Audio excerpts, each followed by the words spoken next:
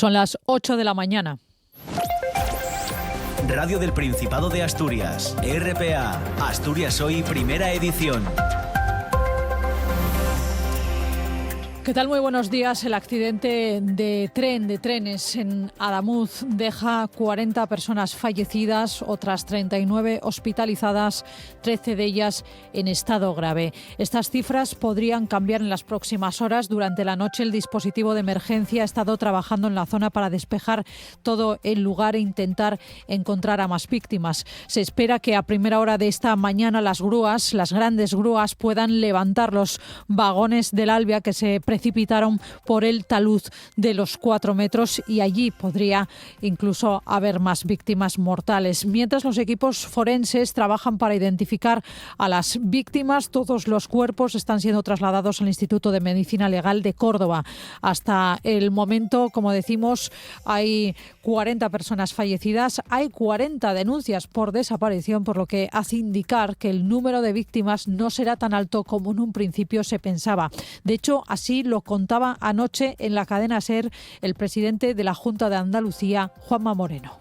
El número de denuncias de desaparecidos ahora mismo está en torno a son 40, ¿no? 40 denuncias por desaparición y ahora mismo tenemos 40 fallecidos. Eso nos podría llevar, es verdad que no todo el mundo denuncia la desaparición, pero nos podría llevar a que quizás pensáramos que hay menos víctimas de las que en un primer momento podíamos pensar. El Gobierno de España ha decretado 3 días de luto oficial por este accidente. El presidente del Gobierno, varios ministros y el presidente de la Junta de Andalucía, al que acabamos de escuchar, visitaron ayer la localidad cordobesa y allí Pedro Sánchez se comprometió a llegar a las causas e informar con transparencia de todo lo ocurrido. Que vamos a dar con la verdad, que vamos a conocer la respuesta y que cuando se conozca esa respuesta del origen, de la causa de esta tragedia, como no puede ser de otra manera, con absoluta transparencia. Los técnicos investigan ahora qué pudo ocurrir para que un tren irio descarrilara y chocara con un Albia en una recta. Entre las primeras hipótesis estarían la rotura de un carril, pero los técnicos no saben determinar de momento si la causa de ese fue el descarrilamiento o una consecuencia del accidente.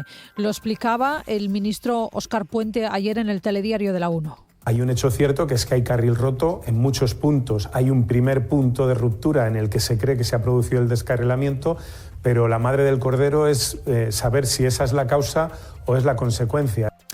Desde Asturias piden prudencia. La vicepresidenta Jimena Llamedo ha mostrado sus condolencias y solidaridad con las víctimas. Ante un accidente tan trágico como este, pues nosotros, nuestras condolencias, nuestro cariño y sumarnos al dolor de todo un país y en concreto de Andalucía.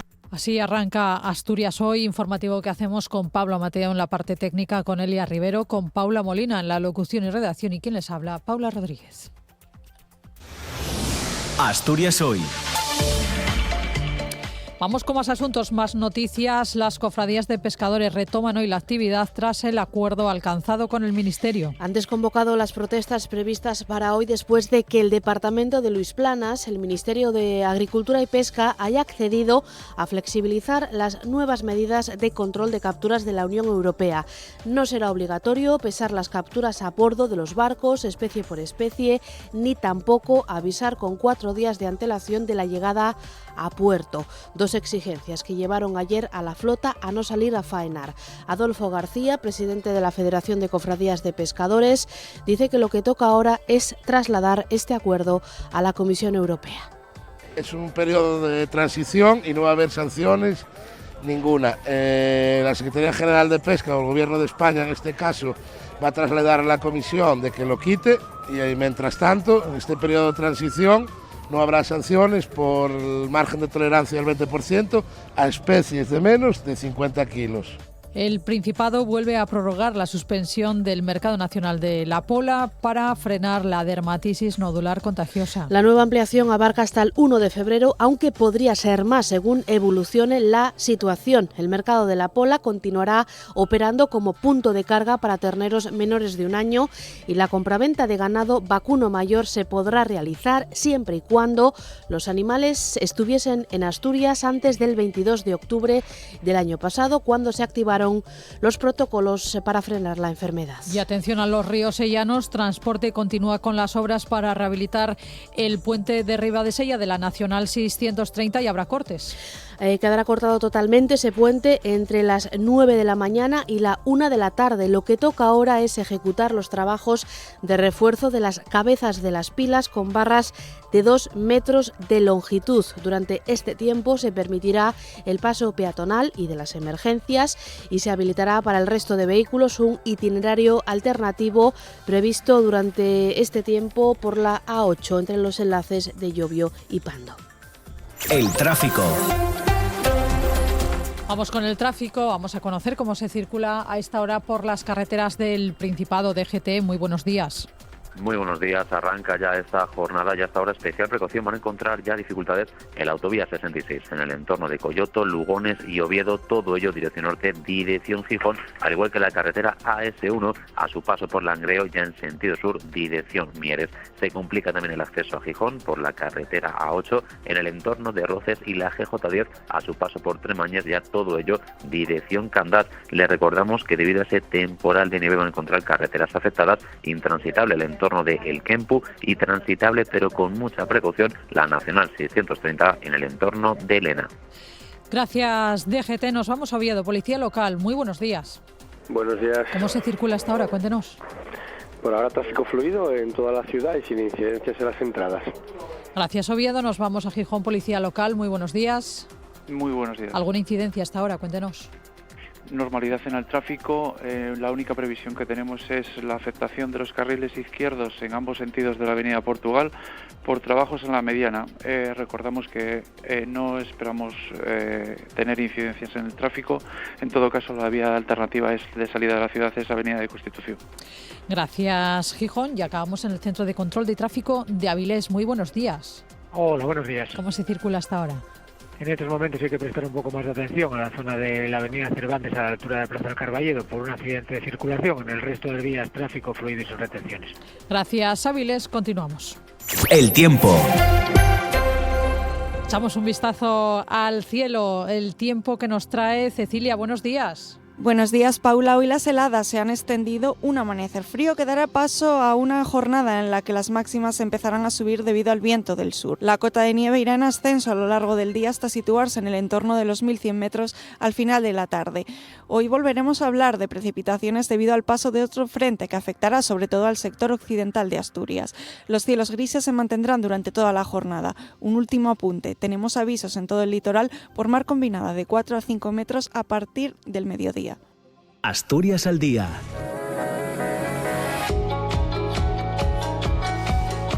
Bueno, pues ya saben que a partir de las 9 llega Asturias al día, llega Nacio Varillas. Cuéntanos. ¿Qué tal? Buenos días, Paula, Elia y compañeras de Asturias, hoy primera edición.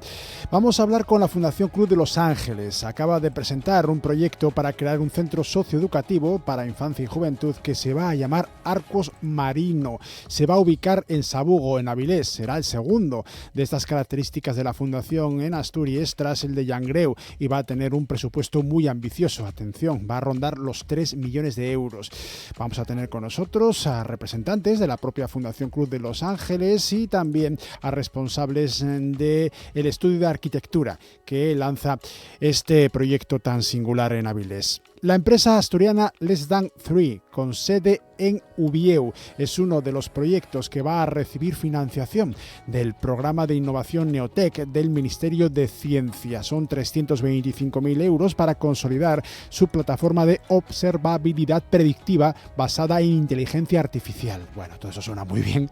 Nos lo van a explicar el director ejecutivo de Less Than 3 y su director de operaciones. Y la tercera parte, en estos tiempos de rearme, de incremento de la industria militar, presentar Concellu Abiertu pola Paz. Organiza mañana en Sisión y el jueves en Ubieu la presentación en Asturias del libro del grupo antimilitarista vasco colectivo Gasteicoak, conversión de la industria militar en Euskal Herria para no fabricar más guerras. Tendremos con nosotros a un miembro de ese colectivo, Gasteicoak, y a Manuel Gonzalo Miranda, más conocido como EVE, miembro del Concellu Asturiano pola Paz. Bueno, pues Nacio, como siempre, te escuchamos. Que tengas buen día. Muchas gracias. Están escuchando Asturias Hoy Primera Edición. 8:10 minutos de la mañana, el accidente ferroviario de Adamuz deja 40 personas fallecidas, otras 39 hospitalizadas y 13 de ellas en estado grave.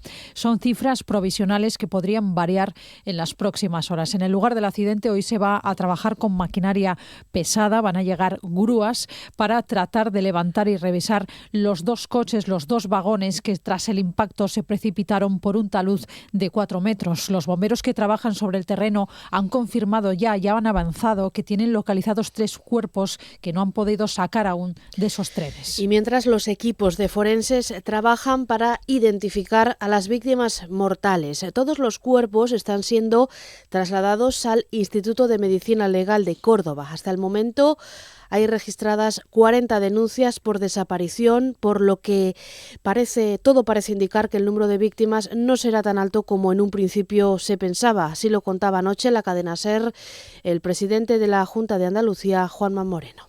¿Hay algún dato para la esperanza? Que ahora mismo nosotros el número de denuncias que nos pasa, la información que nos pasa la Guardia Civil, el número de denuncias de desaparecidos ahora mismo está en torno a, son 40, ¿no? 40 denuncias por desaparición y ahora mismo tenemos 40 fallecidos. Eso nos podría llevar, es verdad que no todo el mundo denuncia la desaparición, pero nos podría llevar a que quizás pensáramos que hay menos víctimas de las que en un primer momento podíamos pensar. Los equipos técnicos y de rescate desplazados al lugar del accidente han continuado durante toda la noche con sus trabajos y hoy se va a instalar una gran grúa para levantar los vagones del Albia. Los bomberos que trabajan sobre el terreno han confirmado que tienen localizados 3 cuerpos que no han podido sacar todavía de los trenes. Sobre las causas de ese accidente, el presidente de Irio, Carlos Bertomeu, ha calificado ese siniestro de extraño, señalando que no tiene criterio para pronunciarse sobre las causas. Su compañía se ha puesto a disposición de la comisión de investigación para conocerlas. Es un accidente raro. No ha ocurrido en una curva, ha ocurrido en una recta, no ha ocurrido en velocidad punta, ha ocurrido en una velocidad moderada para la que tiene el tren. Es un tren no llega a 3 años, ultimísima tecnología y ha cumplido la totalidad de su plan de revisiones. Por su parte, el Ministerio de Transportes ha indicado que hay una rotura en el carril donde se produjo el accidente, pero los técnicos no saben determinar de momento si es la causa del descarrilamiento o una consecuencia del accidente. El roce entre los rodales del tren y la vía es ahora mismo la vía de investigación que tiene abierta la Comisión de Accidentes Ferroviarios. El ministro de Transportes, Óscar Puente, ayer en el telediario de Televisión Española explicaba las primeras hipótesis con las que trabaja ese equipo de investigación. Hay un hecho cierto que es que hay carril roto en muchos puntos. Hay un primer punto de ruptura en el que se cree que se ha producido el descarrilamiento, pero la madre del cordero es saber si esa es la causa o es la consecuencia. Es complejo de entender porque han pasado 3 trenes 20 minutos antes por ese mismo punto y el propio tren Irio ha pasado por ese punto al menos 5 de sus 8 coches. Por tanto, no parece que el carril estuviera roto en ese momento, ¿no? De romperse se rompería al pasar el 6º coche, lo cual es bastante complicado de entender, ¿no? Y la otra posibilidad es que sea el tren el que descarrila y el que en el descarrilamiento rompe el carril. Por tanto, el que haya carril roto, que lo hay, por cierto, en muchos puntos de la infraestructura a lo largo de toda la incidencia, es un dato más, pero no abona una tesis por encima de otra. Ahora hay que ver qué es lo que ha sucedido, ¿no? El Gobierno ha decretado 3 días de luto oficial por ese accidente. El presidente del Ejecutivo, varios ministros y el presidente de la Junta de Andalucía visitaron ayer la localidad, también el presidente del Partido Popular. Pedro Sánchez, el presidente del Gobierno, se ha comprometido a llegar a las causas e informar con transparencia. Que vamos a dar con la verdad, que vamos a conocer la respuesta y que cuando se conozca esa respuesta del origen, de la causa de esta tragedia, como no puede ser de otra manera, con absoluta transparencia y absoluta claridad, lo pondremos en conocimiento de la opinión pública, de los ciudadanos y ciudadanas a través de los medios de comunicación. Como les estamos contando, varios partidos políticos se han acudido al lugar del accidente, entre ellos el presidente del Partido Popular, que visitó Adamuz, acompañado del presidente de Andalucía. Alberto Núñez Feijóo se desplazó hasta el lugar del accidente para trasladar las condolencias a las familias de las víctimas y para poner en valor el trabajo del personal sanitario y de las fuerzas de seguridad.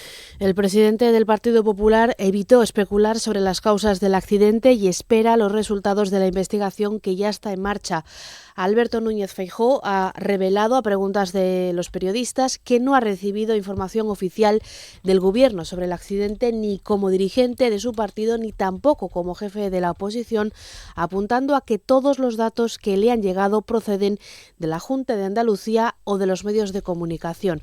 El jefe de la oposición ha elogiado, como decimos, la labor de los equipos de emergencia, de los sanitarios, bomberos, fuerzas de seguridad y todos los que están trabajando en el lugar del accidente. Y estamos convencidos que Adif y Renfe en un espacio breve nos darán cuenta de los primeros indicios. ¿Por qué? Porque le debemos a las víctimas y a sus familiares saber exactamente qué ha pasado. Es el momento de la asistencia sanitaria, es el momento del consuelo y del acompañamiento. Ya habrá momentos para que nos informen de las investigaciones que seguro que desde el día de ayer están en marcha. El accidente ferroviario ha causado mucha conmoción en toda España, cuyas principales instituciones estatales, autonómicas y locales han rendido homenajes a las víctimas, convocando minutos de silencio a mediodía, como decimos, en muchos ayuntamientos en casi toda España. También han querido reconocer el trabajo de los servicios de emergencia y de las fuerzas y cuerpos de seguridad del Estado. En Asturias se convocaba a las puertas de los ayuntamientos y de la delegación de Gobierno. En Oviedo, varios minutos de silencio. La delegada del Gobierno, Adriana Lastra, pedía prudencia sobre las hipótesis de las causas del accidente hasta no conocer cuáles puedan ser las reales, ¿no?, esas causas del descarrilamiento que también ha calificado de extraño. Con ella estaba también la vicepresidenta Jimena Llamedo, que se ha unido a las condolencias y al dolor que sufre toda España.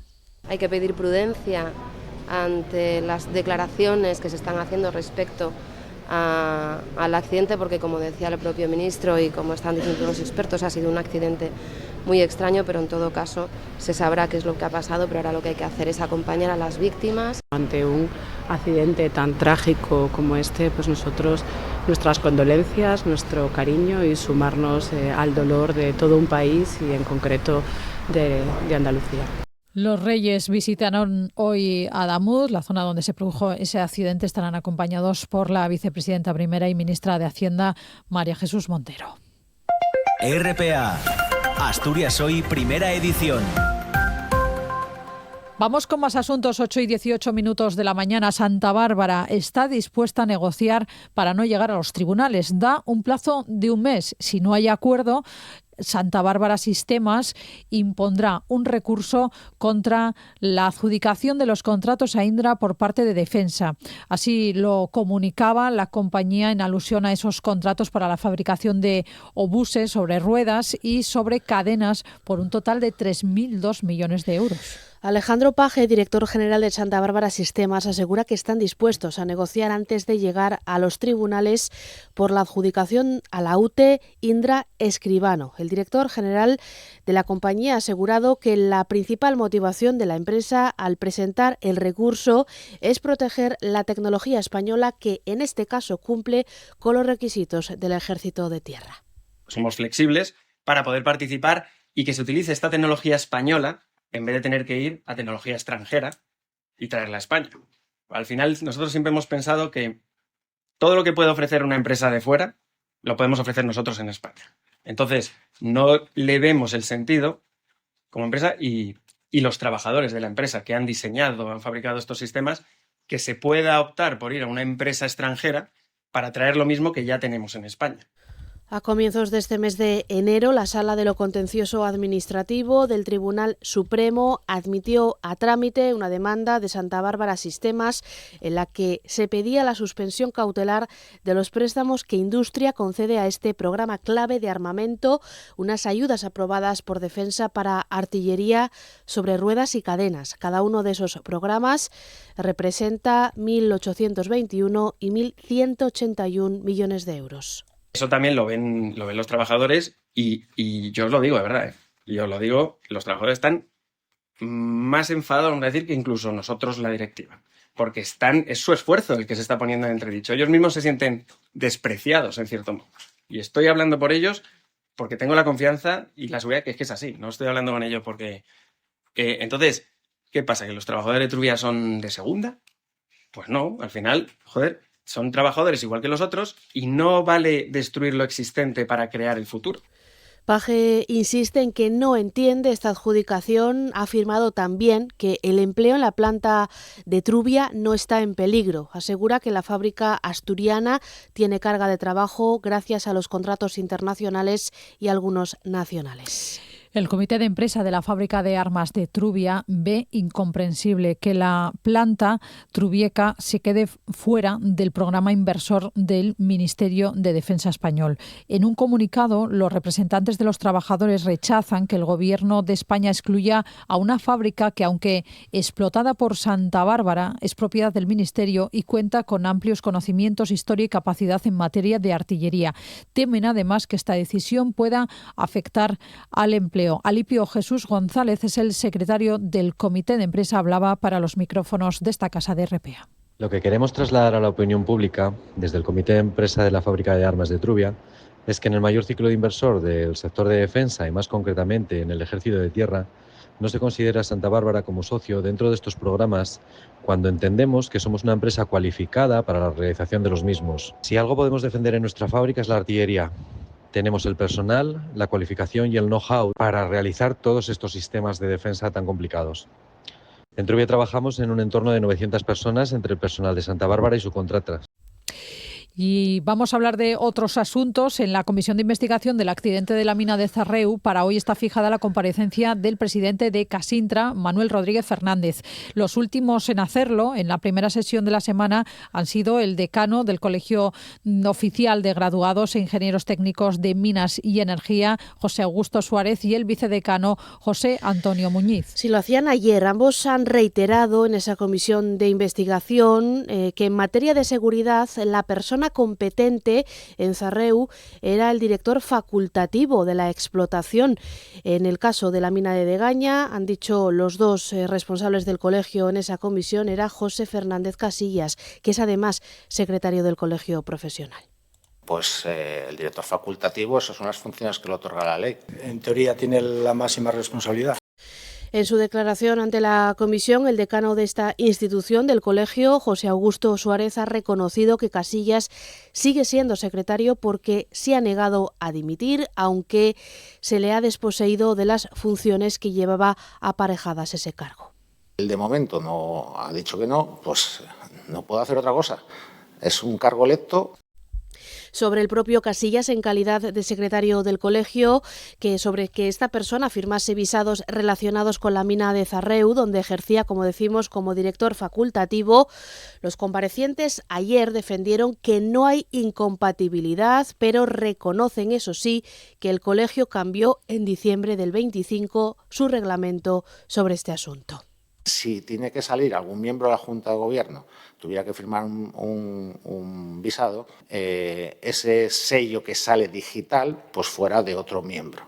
La mujer de César no solo tiene que ser bueno, sino aparentarlo.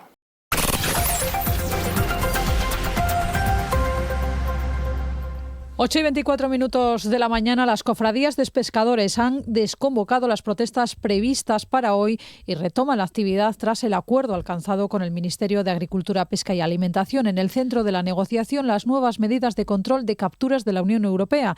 Durante el día de ayer, los barcos estuvieron amarrados y las lonjas cerradas. Hoy volverán a faenar con normalidad. Sí, tras varias horas de reunión, el Ministerio y el sector pesquero acordaron flexibilizar ese reglamento y hacerlo compatible con la operatividad de la flota. El Ministerio confirma que no será obligatorio pesar las capturas a bordo de los barcos una especie por especie, ni tampoco avisar con 4 horas de antelación antes de llegar a puerto. 2 exigencias que les llevaron ayer a amarrar sus barcos.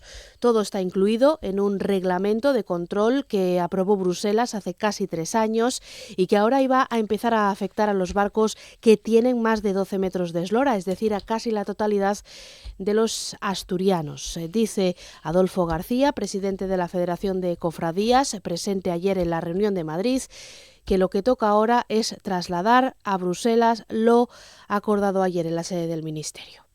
Es un periodo de transición y no va a haber sanciones ninguna. La Secretaría General de Pesca o el Gobierno de España, en este caso, va a trasladar a la Comisión de que lo quite y mientras tanto, en este periodo de transición, no habrá sanciones por el margen de tolerancia del 20% a especies de menos de 50 kilos.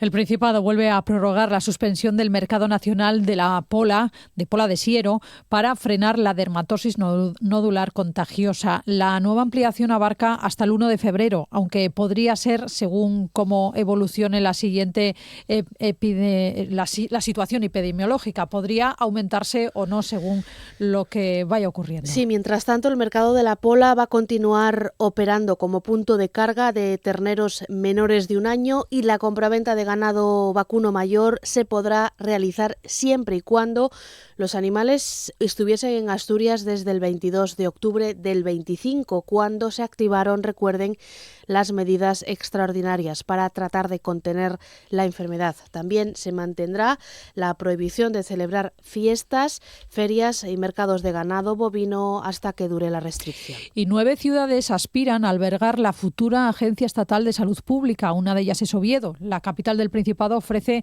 el Calatrava para echar a andar este organismo pendiente del Ministerio de Sanidad y que será punto de referencia en coordinación ante futuras crisis sanitarias. Ya no se admiten más candidaturas, lo que toca ahora es abrir una fase de evaluación técnica. Para decidir se atenderá, por ejemplo, a la vertebración y equilibrio territorial y lo que ofrezca cada una de las candidatas a nivel de equipamiento. La baza de Oviedo es el Calatrava, como decimos, de donde hoy está, de hecho, la Consejería de Salud. De todos modos, la agencia quedaría en unas instalaciones independientes de unos 18.000 metros cuadrados con capacidad para 300 personas trabajando.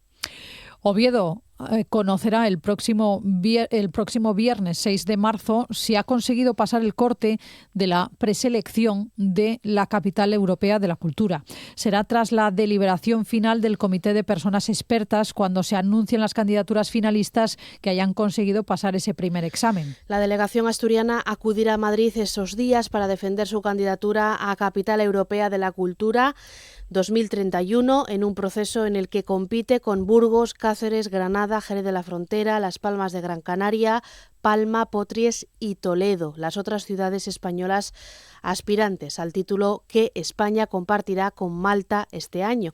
Todas esas ciudades, ese año 2031, todas esas ciudades buscarán superar esa primera fase de selección. La evaluación será realizada por un comité independiente que valorará la calidad del proyecto cultural, su dimensión europea, su impacto a largo plazo y la implicación de la ciudadanía. RPA, Asturias Hoy, primera edición. Les contamos que OTEA, la patronal de la hostelería de Asturias, se opone a la tasa turística. Consideran que afectaría la competitividad con otras comunidades vecinas. El presidente de OTEA, que estaba ayer en el matinal de TPA Noticias, quiso seguir la línea de su antecesor, eso es lo que asegura, y se fija como una de sus prioridades la rentabilidad de los negocios, la digitalización, controlar la competencia desleal y mejorar en la profesionalización del sector. Faltan profesionales en épocas punteras del verano. Muchos establecimientos tienen verdaderos problemas para completar sus plantillas Y eso es una realidad, y la otra realidad es la formación. Es verdad que cuanto más formación se pueda producir, mejores trabajadores tendremos en el sector y mejor se desarrollará el sector turístico en Asturias. Mañana precisamente arranca Fitur, la Feria Internacional del Turismo. Es una cita imprescindible para la promoción de Asturias como destino turístico, y en esta edición el Principado va a celebrar el 40 aniversario del turismo rural. Lo hará con un pabellón inmersivo que proyectará la imagen de nuestra comunidad como un destino diverso, sostenible y atractivo durante todos los meses del año. La cultura sidrera también estará presente, tendrá un espacio propio con la recreación de un chigre tienda. La feria se va a celebrar del día 21 desde mañana hasta el 25 de enero en IFEMA, Madrid. Y para mejorar el turismo rural, la Cámara de Comercio de Oviedo y la Asociación de Alojamientos Rurales de Asturias han firmado un convenio para desarrollar el programa Rural en Beta. Hoy mismo presentarán la iniciativa en el Ministerio para la Transición Ecológica y el Reto Demográfico. Se busca apoyar al turismo rural en 49 municipios con menos de 5.000 habitantes. Ahí es donde se encuentra casi la mitad de las plazas de turismo rural de Asturias y es sede de unas 800 empresas, en su mayoría familiares. El proyecto pretende realizar un estudio detallado de la realidad del sector, fomentar el relevo generacional y acompañar y dar un impulso a un turismo rural que se está quedando atrás, según reconoce el presidente de la Cámara, Carlos Paniceres. Casi 40 años después, ese modelo, que ha sido un éxito, pero también muestra síntomas de un cierto agotamiento que no podemos ignorar. Hoy Asturias cuenta con cerca de 2.000 alojamientos rurales, una de las redes más amplias de España. Sin embargo, mientras el turismo total crece, el peso del alojamiento rural ha descendido en la última década. El convenio incluye otras acciones para ayudar en información, asesoramiento y acompañamiento a las empresas de alojamiento de turismo rural en el Principado. Jaime García es el presidente de ARCA, Asociación de Alojamientos Rurales de Asturias. Yo, más que decir que bajó el turismo rural, yo creo que no va a la misma velocidad que va el resto de la oferta de turismo, y por la necesidad de trabajar en ello. Era una crónica de Paula Molina. RPA, Asturias Hoy, primera edición. Vamos con otros asuntos que les contamos a esta hora. Desde la izquierda asturiana se empiezan a movilizar, a la izquierda del Partido Socialista se empieza a movilizar. Xabel Vegas ayer invitaba a Somos, a la formación de Covadonga Tomé, a integrarse con ellos de cara a las elecciones de 2027.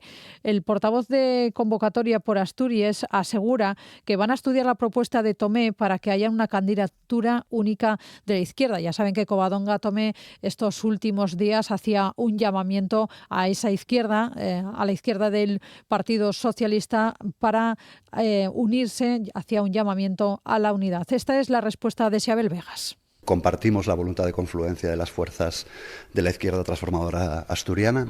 Desde luego creemos que tenemos que unir fuerzas para los retos que tenemos por delante y en ese sentido pues tendremos que estudiar la propuesta que nos hagan llegar, tanto desde Movimiento Sumar Asturias como desde Convocatoria por Asturias, porque lo que sí es cierto es que ya existe un espacio de confluencia que yo creo que es el más importante dentro de la izquierda transformadora asturiana, que es Convocatoria por Asturias, que tiene voluntad de permanencia, voluntad de crecer. Le tendemos la mano a Covadonga Tomé, como lo llevamos haciendo además desde el principio de la legislatura, y al resto de las formaciones de la izquierda transformadora asturiana. Asturias Hoy, primera edición. Noticias.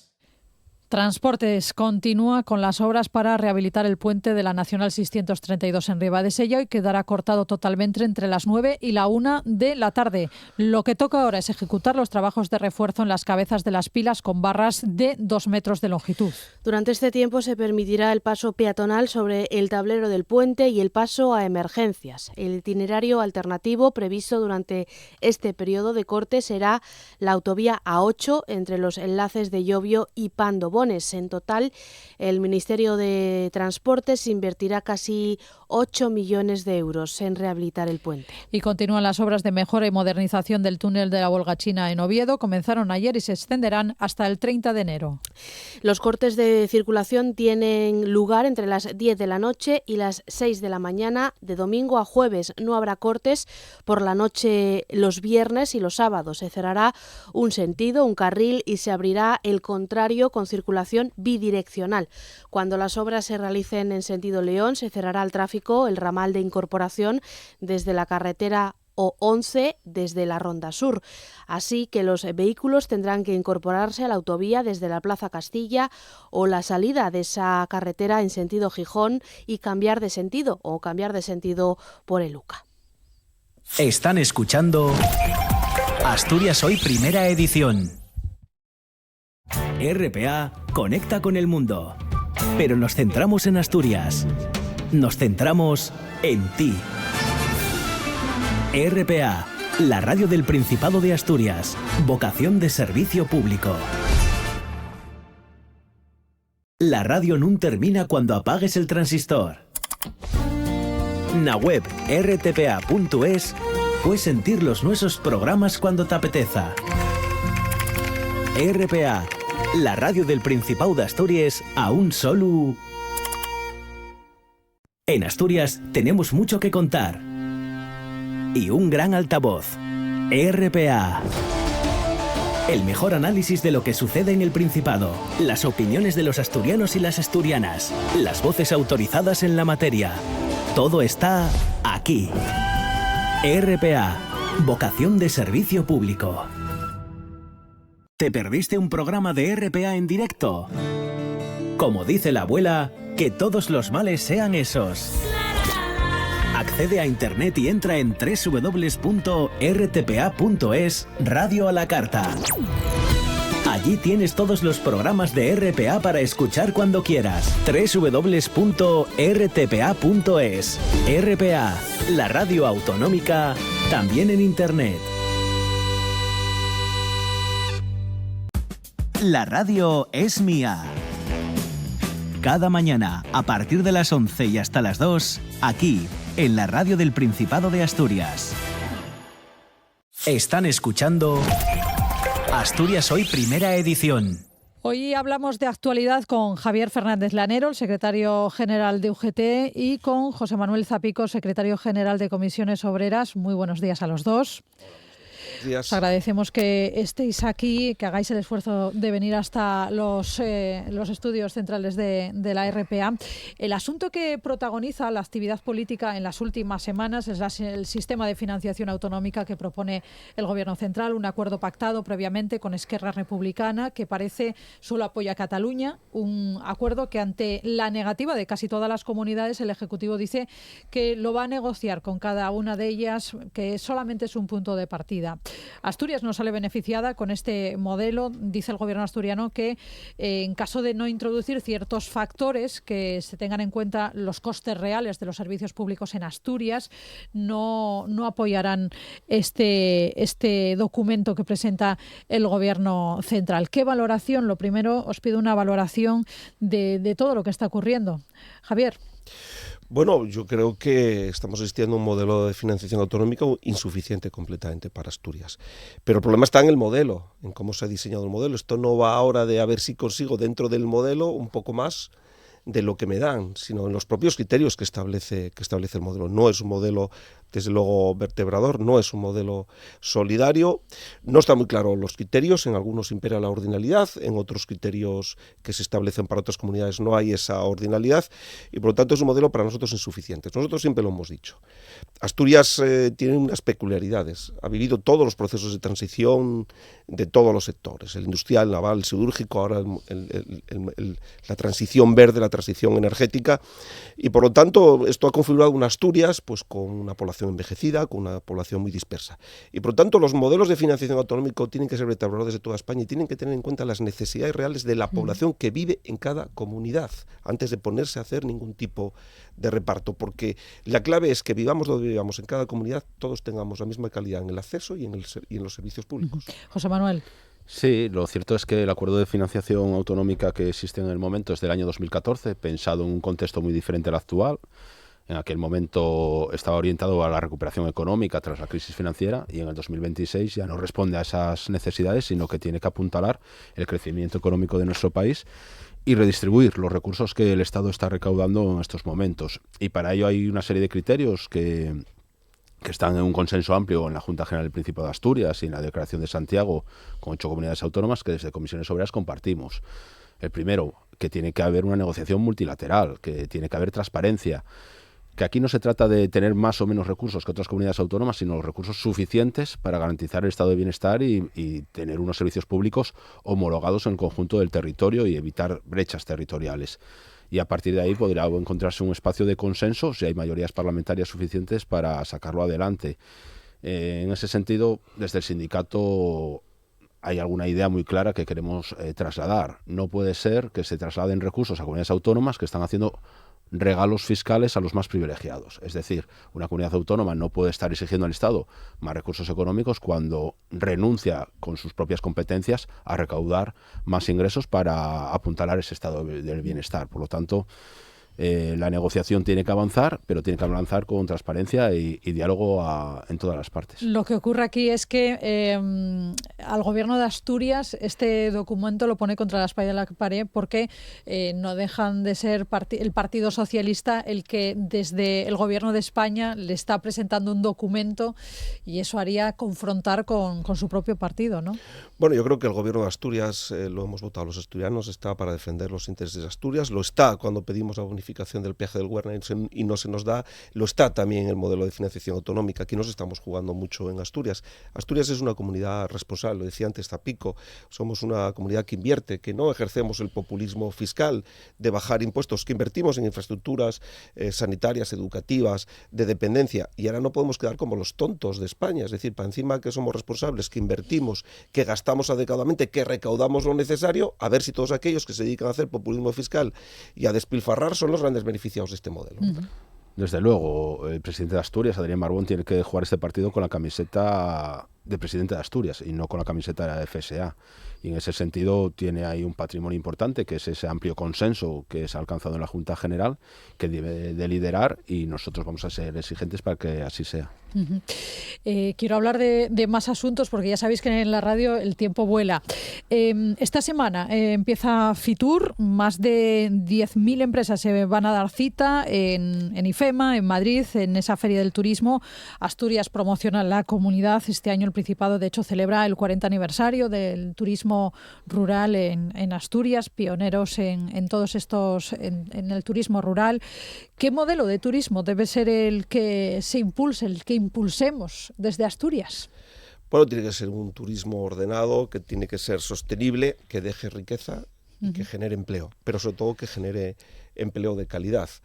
Y en ese sentido, pues bueno, tenemos que evitar ese turismo de masificación, ese turismo que tiene que estar ligado en Asturias a la cultura, al ocio, a los espacios naturales, al sostenimiento de una comunidad como esta, ese turismo climático del que también nos podemos favorecer, pero bueno, hay que regular las viviendas turísticas, hay que regular todo aquello que puede convertir que el turismo se convierta en una pesadilla para Asturias, ¿no? Insisto, las condiciones laborales de los sectores hay que mejorarlas mucho. Sin buenas condiciones laborales, sin condiciones laborales de calidad, no puede haber un turismo de calidad. Desde luego es un sector económico pujante, que tenemos muchísimas oportunidades en torno a él si se desarrolla de manera sostenible. Nuestro modelo es el de turismo social, el de familia, el modelo cultural, el de aprovechar el paisaje y nuestra gastronomía, y además ahora que tenemos unas infraestructuras que empiezan a despegar, pues vemos que tiene un potencial de crecimiento importante. ¿Dónde vemos las dificultades desde Comisiones Obreras? Pues fundamentalmente en que tenemos una patronal muy pedigüeña, son continuamente la cofradía del lamento, que están siempre oponiéndose al desarrollo económico sostenible de Asturias con condiciones de trabajo muy precarias, y no podemos ofertar un turismo de calidad si hay empleos precarios. No podemos ofrecer un servicio premium con condiciones de trabajo low cost, y en ese sentido, pues por ejemplo, reiteramos nuestra petición de que los ayuntamientos y la patronal nos sentemos con las organizaciones sindicales a solucionar uno de los grandes problemas que tenemos cada verano, que es la falta de alojamientos temporales para los trabajadores y trabajadoras, que en muchas zonas tensionadas es imposible trabajar porque no puedes vivir en el entorno, y por lo tanto es ahora el momento de poder hablar de estas cuestiones de manera sosegada para que en el verano no tengamos todos los problemas todos los años, ¿no? Sí, José Manuel, de hecho, la patronal se queja de que no hay camareros, que no hay camareros, no hay cocineros. Lo digo porque la hostelería evidentemente está vinculada al turismo en Asturias y se quejan muchísimo de eso. Es que es eso, la Cofradía de Lamento se queja, pero no pone soluciones en torno a una mesa, y las hay. Lo que no puede ser es que Asturias hemos estado 10 años sin convenio de hostelería por esa cerrazón de la patronal a la hora de negociar, y es el sector que peores salarios paga entre todos los sectores, y mira que hay. Y por poner un dato, en la hostelería, en el sector turismo, pues el coste salarial es de una media de unos 23.000 euros, pues muy alejados pues del sector que más cobra, que es el eléctrico, con unos 83.000. Hay que mejorar las condiciones y después algo no cuadra, porque lo que no puedes es estar quejando de que falta personal y después tener en el sector pues los mayores índices de jornadas parciales. Claro. Nos estamos haciendo trampas al solitario. Hay buenas condiciones, vamos a aprovecharla, no vamos a matar la gallina de los huevos de oro, pero tenemos que establecer acuerdos y diálogo para mejorar las condiciones de trabajo, porque si no nos estaremos pegando un tiro en el pie. Javier, ¿hay que mejorar los sueldos de la hostelería? Claro, estamos ante un sector con largas jornadas de trabajo, con muchísima temporalidad, con muchísima contratación temporal, con bajos salarios y con muy poco reconocimiento de la actividad profesional. Por con tanto, muchas horas de trabajo. Claro, es que tú sabes cuándo entras y no sabes cuándo sales. Y la gente hoy en día tienen que entender, los empresarios, las agrupaciones empresariales, que no están dispuestas a trabajar para seguir siendo pobres, para no tener derecho a un ocio, para no tener fines de semana, para no saber cuándo salen de su puesto de trabajo. Eso hoy la gente joven lo tiene clarísimo.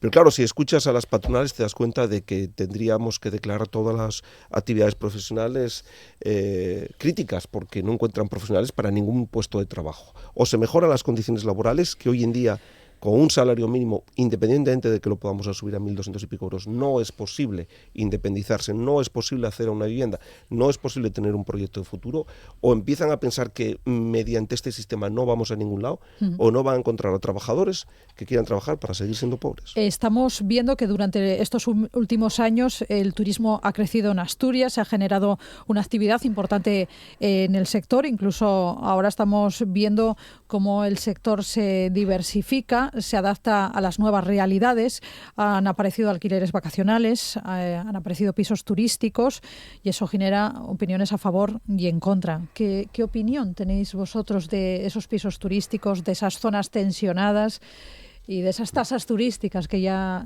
se empieza a hablar en Asturias de ellas? Bueno, nuestra opinión es muy clara, la vivienda tiene que ser un derecho, como dice la Constitución española, y no un activo financiero, que es lo que se está convirtiendo y es lo que está generando problemas. Hasta que no frenemos esa especulación que hay en torno a la vivienda, pues tendremos a miles de familias con la soga al cuello para poder pagar una hipoteca o poder pagar un alquiler, y por lo tanto nuestra propuesta está clara. Tenemos que ser ambiciosos y en una situación excepcional como la actual hay que establecer múltiples medidas: construcción de vivienda, rehabilitación, en las zonas tensionadas topar precios de alquiler, pero sobre todo hay una que se está tomando en ciudades como Ámsterdam o en Canadá, que es prohibir que se compren viviendas por fondos de inversión o grandes tenedores si no se van a vivir en ellas. Tenemos que cortar de raíz que la vivienda pueda ser un activo financiero para la especulación y recuperar lo que dice la Constitución española, que tiene que ser un derecho.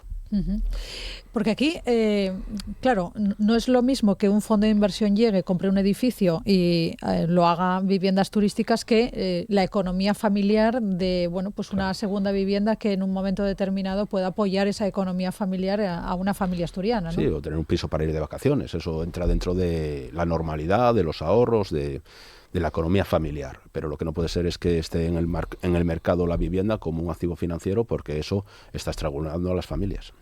Sí, la vivienda, al final, la vivienda turística está impidiendo el acceso a la vivienda de muchísimos jóvenes, está expulsando a la gente de toda la vida de los centros de las ciudades a los barrios y está dificultando muchísimo los precios, porque está subiendo los precios de alquiler para arriba. Por lo tanto, hay que tomar medidas concretas. Lo que pasa es que las medidas tienen que ser muy valientes y tienen que ser muy directas, porque no podemos estar continuamente poniendo medidas que intenten maquillar y que al final estamos viendo que no tienen ningún tipo de resultado.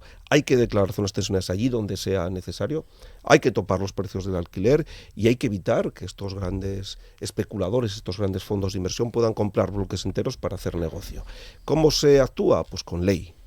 poniendo leyes encima de la mesa, impidiendo, como decía Zapico, que puedan acceder a ese tipo de compras, facilitando que se declaren zonas tensionadas donde sea necesario e impedir que se pongan en marcha viviendas turísticas. En fin, yo creo que tienen que ser medidas contundentes, valientes, porque si no, si vamos con paños calientes, pues así no avanzamos. De todas maneras, estamos viendo cómo los ayuntamientos no terminan de declarar esas zonas tensionadas o lo hacen de una manera muy limitada. Bueno, porque se está trasladando la responsabilidad a la parte más débil del eslabón. Esto tiene que ser una política de Estado, que los ayuntamientos tienen que estar respaldados por el Estado y por las comunidades autónomas. Los ayuntamientos van a tener más dificultades porque su capacidad de intervención es menor que administraciones con más músculo. Y tiene que haber seguridad jurídica, porque claro, un ayuntamiento tiene que tener muy claro que aquí las actuaciones que lleva a cabo están respaldadas por la ley y no se enfrente luego a grandes litigios que los puedan poner contra la espada y la pared. ¿Hay que construir más vivienda en España? Hay que construir más vivienda porque estamos creciendo en población, pero desde luego no es la única solución. Nosotros estamos planteando la creación de un fondo de inversión público donde los pequeños ahorradores también puedan invertir con el destino de que ese dinero al día de mañana pueda ir a una vivienda, pero desde luego, siendo una de las soluciones, no es la solución. Tienen que ser múltiples soluciones y nosotros insistimos en esa idea de evitar que sea un activo financiero, porque si no, no encontraremos la solución. Porque muchas veces cuando hablamos de construir vivienda nos recuerda a 2007, 2008, esa burbuja inmobiliaria que no acabó del todo bien en España. Bueno, tiene que haber más vivienda pública, tiene que haber más suelo público, pero eso es una medida que va a poner, que puede favorecer dentro de 10, dentro de 15 años. Se tarda mucho en construir y la gente joven hoy no puede esperar. Por lo tanto, la vivienda hay que actuar en la práctica hoy con medidas valientes, claras. Hay que topar los precios del alquiler y hay que facilitar muchísimo más el acceso a la vivienda, tanto en hipotecas directamente con los bancos. Es decir, si no se toman medidas directas, cuando queramos ver esa vivienda pública, que hay que ver cuánta vivienda pública se puede hacer, dónde se puede construir, que todo eso queda muy bien decirlo, pero luego hay que ir a la práctica. Pasarán 10, 14 años, habremos dejado a un montón de generaciones sin posibilidad de independizarse y emanciparse. También habría que hablar de los sueldos, ¿no? Porque ocurre que estamos viendo cómo aumentan muchísimo los precios, el coste de la vida, de la vivienda, de la compra, la cesta de la compra, pero resulta que los sueldos en España no crecen lo suficiente para hacer frente a todo esto. Sí, así es. A pesar de que hemos estado negociando convenios colectivos que recuperan el poder adquisitivo, el precio de la vivienda está convirtiendo esas subidas en papel mojado. Y de hecho, tenemos que seguir insistiendo ahora con la patronal, que está cerrada en banda a recuperar el acuerdo por el empleo y la negociación colectiva que tenemos que negociar para los próximos años. Tenemos que apretar y la consigna es clara: o hay reparto y crecen los salarios o habrá conflicto, pero a la par tenemos que ser exigentes con el Estado para movilizar vivienda. Y estábamos hablando de que construir vivienda pública es necesario, pero no va a ser suficiente.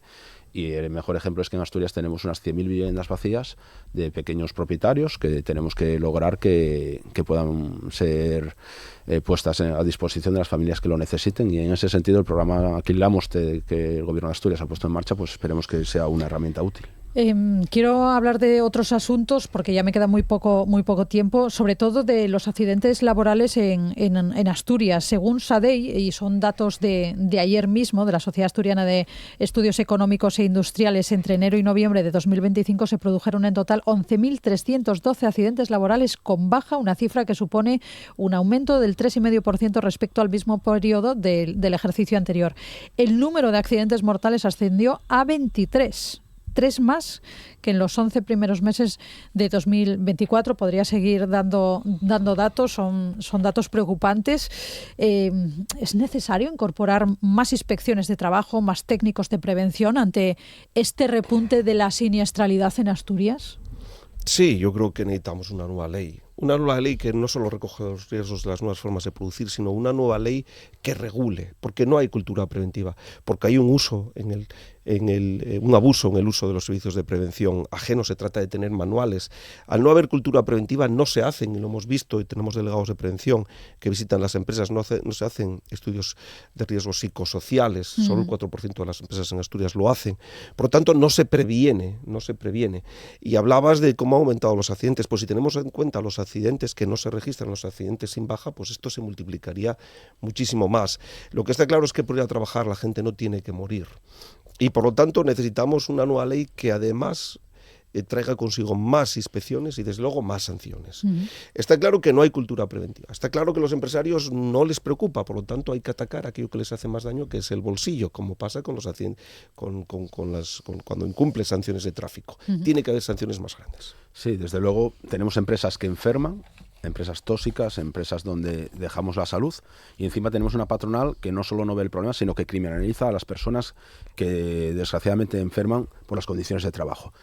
Y me estoy refiriendo a cuando se criminaliza a los trabajadores y trabajadoras con el mal llamado asentismo. Asentismo es cuando una persona por su propia voluntad y de manera injustificada no va al trabajo y la patronal lo llama todo a derechos que desde luego nosotros no vamos a consentir que sea así. Y después está la segunda parte de que les sale barato, prefieren pagar una multa que invertir en prevención de riesgos laborales. Muy rápidamente, ¿qué esperáis de la Comisión de Investigación de Zarreu? Sobre todo estos días donde hay personas, figuras importantes que estuvieron a cargo de la Dirección General de Minas, de la Consejería de Industria, que van a comparecer estos días, incluso también los responsables de la mina.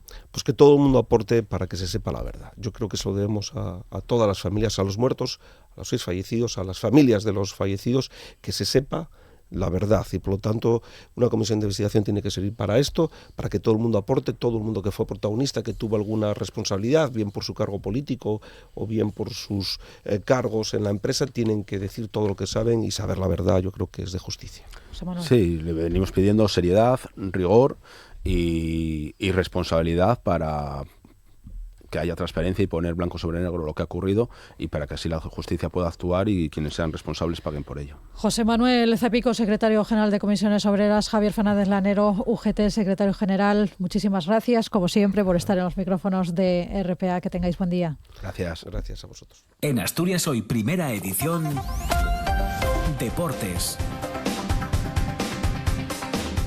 Hablamos de deportes, de información deportiva. Les tenemos que contar que el Real Oviedo prepara su visita al Camp Nou del domingo a las 4:15 para medirse al Fútbol Club Barcelona. Guillermo Aldama dirigirá sesiones durante toda la semana de cara a un choque ante el líder, al que los carballones llegan a 7 puntos de la permanencia. El técnico uruguayo recupera a David Carmo tras cumplir un partido de sanción y probablemente a Eric Bailly tras perderse las 2 últimas jornadas de lesión. El Sporting comenzará a las 11 menos cuarto en Mareo a preparar el partido que les medirá al Mirandés el sábado a las 6:30 en el Molinón.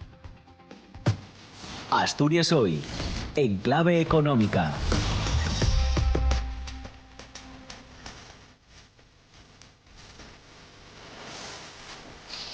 Muchas gracias, chavales.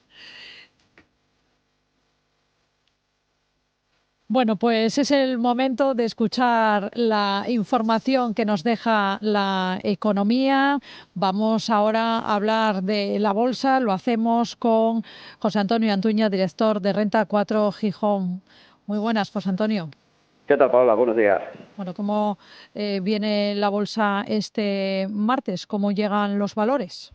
Pues tenemos una apertura nuevamente a la baja después de las caídas que ya tuvimos ayer, que en el Eurostock pues casi cerraron cercanas al 2%. Es verdad que el IBEX se comportó bastante mejor, acabó con caídas en torno al 0,25%, pero que las caídas fueron generalizadas en el resto de Europa, recogiendo pues bueno ese incremento de tensiones tanto comerciales, geopolíticas, tras el anuncio del fin de semana de Trump de imponer esos nuevos aranceles, y esa respuesta también por parte de la Unión Europea diciendo que podían dar por inválido el acuerdo comercial que se había firmado en julio. Esas tensiones, pues, ayer el mercado americano estaba cerrado, no se han recogido en las bolsas americanas, pero los futuros vienen marcando caídas importantes, por encima del 1,5% en algún caso, y ya se están notando, por ejemplo, también en la deuda americana y también en el dólar, ¿no? Con lo cual entendemos que van a seguir también y se van a trasladar todos los mercados en el inicio de sesión.